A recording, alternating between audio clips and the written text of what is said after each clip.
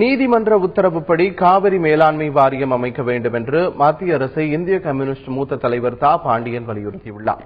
சேலத்தில் செய்தியாளர்களிடம் பேசிய அவர், ராஜீவ் கொலை வழக்கில் சிறைவாசம் அனுபவித்து வரும் 7 பேரை விடுதலை செய்ய நடவடிக்கை எடுக்க வேண்டும் என்று கோரிக்கை விடுத்தார்.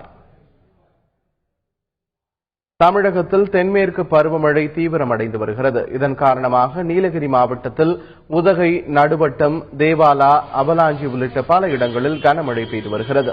அடர்த்தியான மேகமூட்டம் காரணமாக போதிய வெளிச்சமின்மையால் வாகன ஓட்டிகள் கடும் சிரமத்திற்கு ஆளாகினர். நீலகிரி மாவட்டம் உதகையில் பீன்ஸ், தக்காளி விளைச்சல் அதிகரித்துள்ளதால் விவசாயிகள் மகிழ்ச்சி அடைந்துள்ளனர். வெளி மாவட்டம் மற்றும் வெளி மாநிலங்களிலிருந்து ஏராளமான வியாபாரிகள் வந்து வாங்கிச் செல்வதால் பீன்ஸ், தக்காளி விலை அதிகரித்துள்ளது. 1 கிலோ பீன்ஸ் 90 ரூபாய்க்கும் தக்காளி 70 ரூபாய் வரையும் விற்பனையாகிறது. தேனி மாவட்டத்தை ஒட்டிய கேரளாவின் வழவாரா பகுதியில் கனமழை காரணமாக நிலச்சரிவு ஏற்பட்டது.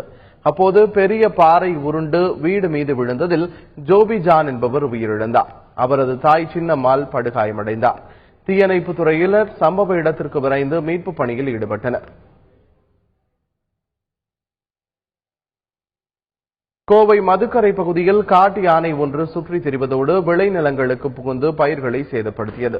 அட்டகாசம் செய்யும் யானையை காட்டுக்குள் விரட்ட நடவடிக்கை எடுக்க வேண்டும் என்று வனத்துறையிடம் விவசாயிகள் மனு அளித்தனர்.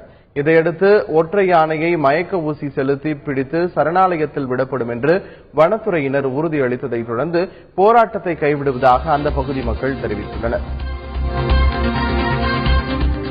விழுப்புரம் மாவட்டம் உளுந்தூர்பேட்டை அருகே மினி பேருந்து கவிழ்ந்து விபத்துக்குள்ளானதில் 6 வயது சிறுவன் உயிரிழந்தார்.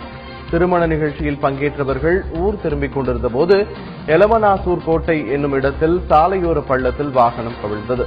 இதில் புதுமண தம்பதிகள் உட்பட 35 பேர் படுகாயமடைந்தனர். நாகை மாவட்டம் வேதாரண்யத்தில் தனியார் பள்ளி வேன் மின்கம்பத்தில் மோதி விபத்துக்குள்ளானது.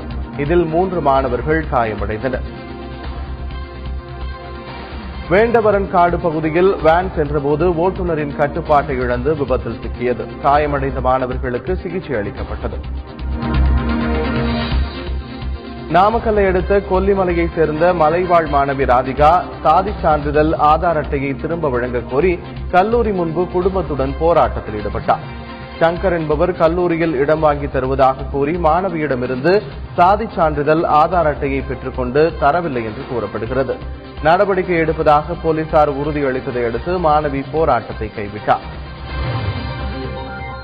நெல்லை மாநகராட்சியின் 48வது வார்டு கவுன்சிலர் சரவணன் உண்ணாவிரத போராட்டத்தில் ஈடுபட்டார். தமிழக அரசு ஒதுக்கிய கோடிக்கணக்கான நிதியை மாநகராட்சி நிர்வாகம் முறையாக பயன்படுத்தவில்லை என்று அவர் குறை கூறியுள்ளார். உண்ணாவிரதத்தில் ஈடுபட்ட அவரை போலீசார் கைது செய்தனர்.